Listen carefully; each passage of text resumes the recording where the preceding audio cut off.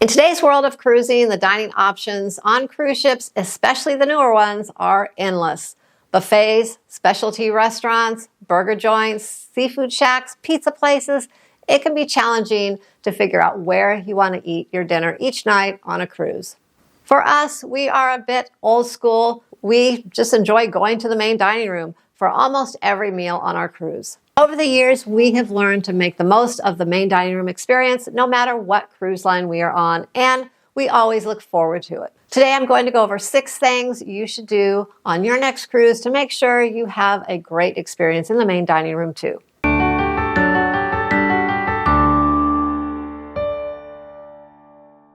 Hello, I'm Sharon from Sharonatsea Travel. Welcome to our channel. Whether you are cruising with friends, family, or even a solo cruiser, I know you'll be tempted by all of the dining options on the cruise ship. But don't forget that the main dining room is still a great place to go for dinner as well. Today I'm going to go over 6 tips that will help you have a great main dining room experience every time, and I will even throw in a few personal secrets at the end. First, plan your dining time accordingly. If you're on a new ship with a lot of shows and nighttime entertainment, schedule an early dining time so you'll be done with dinner in time to make all of those planned events. If your cruise is port intensive, you may want to have a later dining time so you have a chance to get back on the ship after your port day, relax and clean up before having to worry about getting to dinner. If you want the flexibility of dining whenever you want, then look into anytime dining. But remember, depending on when you want to eat, you might have a little bit of a wait for your table. If you are traveling with little ones and need a daily scheduled nap time, take that into consideration when planning dinner as well. On a side note, if you're sailing Norwegian, don't worry because the main dining room is just all anytime dining. Next, if you have any particular needs when it comes to dining, such as food allergies or other dietary restrictions, you should notify the cruise line prior to your sailing, either directly or have your travel agent do it. But don't assume that just because you let them know ahead of time that you shouldn't go to the main dining room on the first day of your cruise and see the maitre d' and remind him again. It never hurts to follow up once you're on the ship. That way, if for any reason someone dropped the ball when communicating your needs, it can be handled before you arrive to the first dinner. Make sure to remind your server as well. That way they can be aware of things and they can also share this information with the dining team. If you do have a severe food allergy that poses a great concern to you, definitely reserve a scheduled dining time instead of anytime dining. This way, you will have the same dining staff each night. Third, if you have a set dining time, don't forget to check out where your table is located on the first day. You can usually walk into the main dining room in the afternoon on embarkation day and locate your table.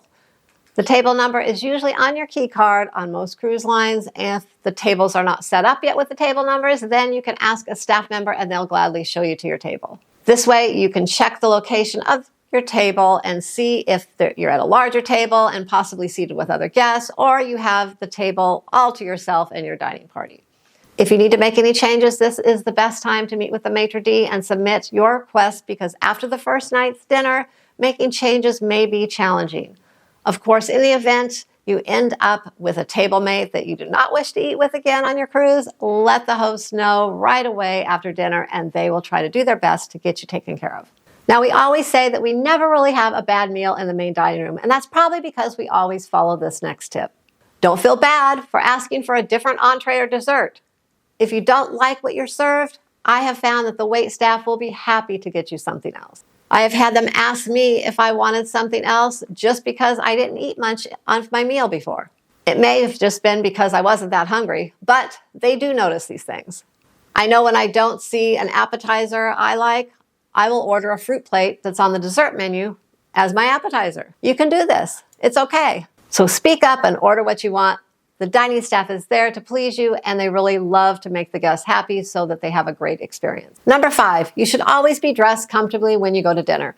But don't forget to check the dining room dress code for each of the different nights of your cruise. Each cruise line has specific rules pertaining to their dress code these days. Most have become a bit more relaxed, but you don't want to show up and feel that you're out of place or underdressed or overdressed.